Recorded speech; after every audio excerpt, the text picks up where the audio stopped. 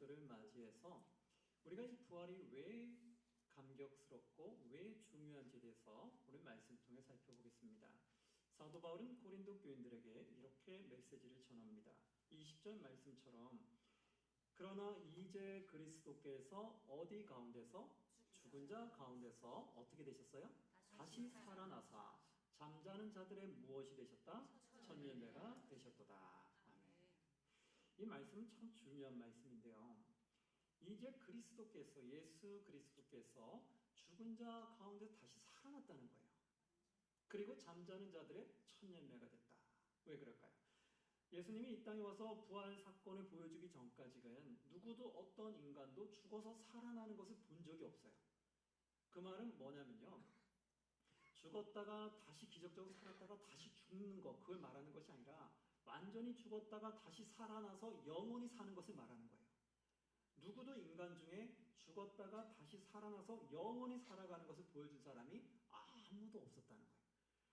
그래서 이 부활이 있는지 없는지 많은 사람들이 반신반의했다는 거예요. 누구는 부활이 있다라고 믿고 주장하는 사람도 있고, 누구는 아니야, 부활은 없어 라고 말하는 사두개인들도 있었다는 거예요. 그러나 부활이 있다라고 말하는 바리새인들도 있었고, 바로 이런 것들이 중복이 되면서 무엇이 맞는지는 아무도 알 수가 없었던 거예요. 그런데 예수님께서 이 땅에 오셔서 정말 십자가를 돌아가시고 3일 만에 부활하심으로 인해서 모든 사람들이 그것을 다 알게 된 거예요. 그래서 모든 사람의 죽은 자 천년배가 됐다는 것은 예수님의 그 사건을 통해서 모든 사람들이 이제 부활한다는 걸 믿게 됐다는 거예요. 완전한 부활. 아, 육신의 죽음이 끝이 아니구나. 우리는 육신의 죽음이 끝인 줄 알고 내가 육신적으로 살 때 어떤 나쁜 일을 하고 어떤 좋은 일을 하고 다 상관없이 죽으면 모든 게 끝나니까 내가 마음대로 살아도 되겠구나, 이렇게 생각하는 경우가 있었어요. 내가 아무리 악을 행해도 죽으면 끝이니까 괜찮아, 이럴 수 있죠. 그러나 부활을 믿게 되면 뭐가 되냐면 우리는 육신의 죽음이 끝이 아니라는 거예요.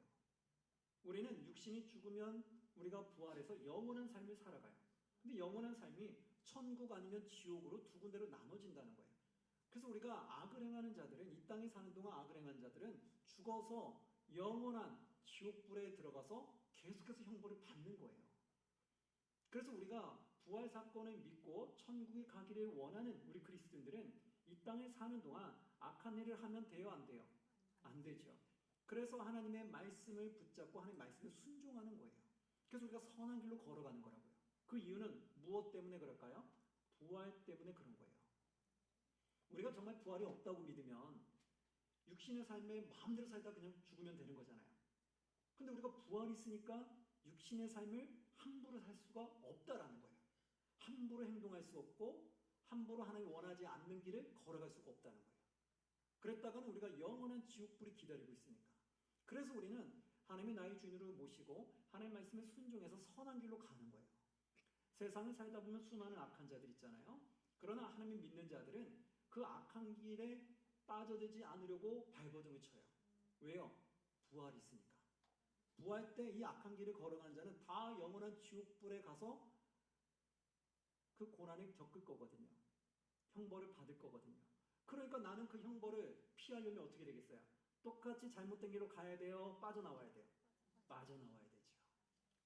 그래서 크리스찬들은 이 세상을 살아가면서 악으로 빠질 만한 유혹이 많지만 거기서 벗어나려고 노력을 하는 거예요. 그 노력하는 이유는 무엇을 갖고 있기 때문에? 부활이라는 사상을 갖고 있기 때문에 그래요. 부활 때 나는 지옥불에 들어가지 않으려고, 악에 빠지지 않으려고 발버둥 치는 거예요. 그것이 세상 사람들과 구별되는 삶을 살아가더라는 거예요. 세상 사람들은 말을 함부로 해도 크리스찬들은 말을 함부로 안 하려고 노력을 하고, 세상 사람들은 온갖 사기 행각을 버려도 크리스찬들은 사기 행각을 버리지 않으려고 노력하는 거고, 세상 사람들은 수많은 악의 길로 빠져들지라도 크리스찬들은 빠져들지 않으려고 노력하는 것. 그것이 바로 구별된 삶이라는 거예요. 그것은 부활이라는 사건이 우리의 인생을 바꿔주기 때문에 그래요. 그래서 21절에는 이렇게 말합니다. 사망이 누구로부터 말미암았어요? 한 사람으로 말미암았으니 죽은 자의 부활도 한 사람으로 말미암았다. 자, 사망, 죽음, 영원한 죽음을 말하는데 영원한 죽음이 여러 사람도 아니고 한 사람으로 말미암아 나타났다는 거예요. 그 한 사람이 누굴까요? 그렇죠. 최초의 사람 아담이에요. 아담이 죄를 지음으로 말미암아 우리에게 영원한 죄성이 들어오죠. 그 우리 원죄라고 말하죠. 그래서 아담의 죄로 인해서 수많은 사람들은 다 이제 사망으로 갈 수밖에 없는 거예요. 그런데 그 죄를 뽑아내려고 해도 인간 스스로는 뽑아낼 수 없는 거예요. 우리도 지금 우리 자신을 보면 죄를 안 짓고 사는 사람이 있어요, 없어요? 없죠. 크리스찬이 우리도 죄를 져요. 목회자인 저도 죄를 짓죠. 그런데 이 죄를 우리가 뽑아낼 수 있느냐? 못 뽑아낸다는 거예요. 우리가 할 수 있는 건 회개밖에 없죠. 즉 그러면 죄를 못 뽑아내기 때문에 우리는 영원한 사망, 영원한 지옥불로 들어가게 된다는 거예요. 그래서 하나님이 그걸 아시고 영원한 지옥불로 들어가지 않도록 우리 행함으로 구원받을 수 없기 때문에 대신 우리의 죄값을 위해서 피 흘리게 하신 분이 누굴까요? 바로 예수라는 거예요. 예수 그리스도를 이 땅에 보내셔서 내가 죄를 지고 사망으로 갈 우리를 예수님 대신 십자가 달려 돌아가심으로 말미암아 우리의 죄값을 사해 주신 거예요. 그래서 우리가 예수님을 믿고 천국에 들어갈 수 있는 거예요. 그게 하나님의 은혜인 거죠. 우리는 천국에 들어가는 것은 내 행함으로 들어가는 것이 아니라 예수 그리스도의 보혈의 피라는 걸 믿으시기 바랍니다. 그게 감사한 거예요. 그러면 그 죄를 사함을 받기 때문에 사해졌기 때문에 우리는 천국에 갈 수 있잖아요. 그러나 우리는 죄성이 여전히 있어서 뿌리를 못 뽑기 때문에 우리는 예수님을 믿은 이후에서도 죄는 여전히 짓게 되죠. 그러나 아까 말씀드린 것처럼 이제 짓지 않으려고 노력을 하는 거죠. 부활을 믿고 있는 우리는 영원한 천국에 들어가기 위해서 내가 하나님을 알기 전에 지었던 수많은 죄가 있다라면 하나님의 나의 주님을 믿고 난 이후부터는 예수님을 영접한 이후부터는 죄를 짓지 않으려고 노력을 하는 거죠. 그렇죠. 영원히 죄를 안 짓는 사람은 없다고 했잖아요. 그러나 그 많은 죄를 짓지 않으려고 노력하는 거죠. 그러면 많은 죄를 짓던 것을 짓지 않도록 노력하면 선한 길로 자연스럽게 가게 되겠죠. 죄를 많이 짓는 사람은 악한 길로 가는 거고요. 죄를 최대한 안 짓는 사람은 선한 길로 가는 거예요. 그러니까 우리가 죄를 안 져서 선한 사람이 아니라 안 지으려고 노력하기 때문에 선한 길로 들어간다라는 거예요. 그것이 하나님의 주인으로 믿고 있다는 증거가 된다는 거예요. 그게 거듭난 삶이라고 성경은 말하는 거예요. 그래서 21절에 다시 보면 사망은 한 사람도 왔다. 아담으로부터 우리에게 죄성이 들어와서 죽을 수밖에 없지만 죽은 자의 부활도 누구로부터 왔다? 한 사람으로부터 말미암았다. 그러면 이 죽은 자를 사망에서 구원해 주는 그 한 사람은 누구를 말할까요? 그렇죠. 바로 예수 그리스도인 거예요.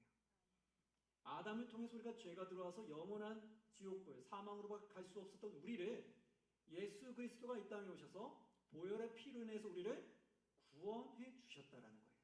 그래서 한 사람을 통해 죄성이 들어왔지만 한 분을 통해서 그 죄를 사함받는 역할이 이루어졌다는 거예요. 그래서 마지막 22절에는 이렇게 나와요. 아담 안에서 모든 사람이 죽은 것 같이, 이제 말을 풀어주죠. 누구 안에서 죽었대요? 아담 안에서. 즉 아담을 통해서 모든 사람이 죽은 것 같이, 즉 영원한 사망, 지옥불에 들어갈 수밖에 없는 것처럼 그리스도 안에서, 즉 그리스도를 통해서 모든 사람이 무엇을 얻었어요? 삶을 얻었느니라. 아멘. 이 삶은 뭐예요? 영원한 천국의 삶이죠. 사망의 삶으로 갈 수밖에 없는 우리가, 영원한 지옥불로 갈 수밖에 없는 우리가 영원한 삶, 영원한 천국으로 인도함을 받게 됐다는 거예요. 얼마나 은혜입니까? 그래서 오늘 이 부활주일은 너무나 뜻깊은 날인 거예요. 부활주일은 너무나 기쁜 날이고 감사한 날이에요. 왜요? 내 행함으로 구원받는 것이 아니라 바로 예수 그리스도 때문에 우리가 구원받을 수 있는 거니까. 그래서 우리는 너무 감사한 거예요. 그래서 우리는 행함을 자랑할 필요도 없는 거예요. 내가 이렇게 선하게 살았기 때문에 난 천국 갈 수 있어. 이렇게 말할 수 없는 거예요. 왜요? 천국은 행함으로 갈 수 있는 것이 아니라 무엇으로 가니까? 예수 그리스도의 그 보혈의 피, 믿음으로 가기 때문에. 그 보혈의 피를 믿는 사람, 믿음으로 가기 때문에 우리는 행함을 자랑할 수도 없어요. 그냥 늘 죄인인 거 인정하면 돼요. 저는 늘 죄인입니다. 저는 늘 부족합니다. 그래서 성령님 나를 붙잡아 주셔서 죄를 많이 짓지 않도록 도와주세요.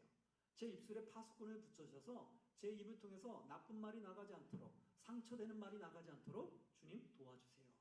라고 기도하는 거예요. 왜요? 이제 그런 길을 안 가려고 노력하는 거죠. 그게 크리스찬들의 모습이겠죠. 여러분, 그래서 오늘 우리는 부활절을 맞이해서 세례식도 있고 성찬식도 있잖아요. 세례식의 의미는 뭐예요? 바로 그 예수님을 나의 구주로 영접한다는 의미죠. 그것이 우리를 세례를 받았어요. 그러면 세례받은 분들은 성찬식을 통해서 하나님을 늘 기리는데 성찬식의 의미는 뭐예요? 예수님이 십자가에 돌아가신 몸과 피를 생각하는 거죠. 우리 떡을 떼면서 예수님의 몸을 생각하는 거예요. 십자가에 달리셔서 찢기시는 그 몸, 그 몸을 생각하고 잔을 마시면서는 예수 그리스도가 흘리신 피를 생각하는 거예요. 그래서 예수님이 왜 갈기갈기 찢기셨으며 왜 채찍에 맞으셨으며 왜 피를 흘리셨을까를 성찬식을 통해 다시 생각해 보는 거예요. 아, 사망으로 갈 수밖에 없는 나를 위해서 십자가자로 돌아가신 거구나. 그래서 그 은혜를 다시 한번 생각하고 우리가 그동안 예수님을 생각하지 못하고 십자가 사건을 생각하지 못하고 세상의 유혹에 빠져서 죄를 짓거나 우리가 잘못된 길로 걸어갔다라면 성찬식을 통해서 나를 다시 거룩하게 만드는 거예요. 다시 회개를 통해 나의 죄성을 회개하고 다시 하나님 앞에 거룩한 길로 나가려고 준비하는 거예요. 그 이유는 나를 위해서 죽어주신 예수님의 보혈의 피를 생각하면서 내가 하나님 말씀대로 살겠다고 다시 다짐하는 거예요. 나를 위해서 죽어주신 예수님을 또다시 나는 십자가에 못 박는 역할을 하면 안 되겠다. 그 예수 그리스도 마음을 다시 마음 아프게 해서는 안 되겠다. 그러기 위해서는 이제 세상에 살던 나의 잘못된 모습들을 청산해야 되겠다. 그 마음을 우리는 이렇게 기념식을 통해서 늘 생각하고 돌아보는 거죠. 여러분 오늘 부활절을 맞이해서 이 부활이라는 걸 늘 생각하시기 바랍니다. 우리는 육신의 죽음이 끝이 아니라 영원한 삶이 있다. 그래서 이 땅의 육신의 삶을 함부로 살면 우리는 영원한 형벌을 받는 곳으로 가게 돼 있다. 그러나 우리가 하나님을 나의 주인으로 모시고 하나님을 두려워하는 마음으로 하나님 말씀을 붙잡고 하나님 말씀대로 살려고 부단히 노력하는 자는 육신의 죽음 이후에 어디로 간다고요? 영원한 천국, 낙원으로 인도함을 받는다. 그래서 우리가 항상 부활을 생각하면서 이 땅에서 내 삶을 잘 추스리고 하나님이 원하시는, 기뻐하시는 삶으로 살아가는 저와 여러분들이 되시기를 주의 이름으로 축원합니다. 아멘.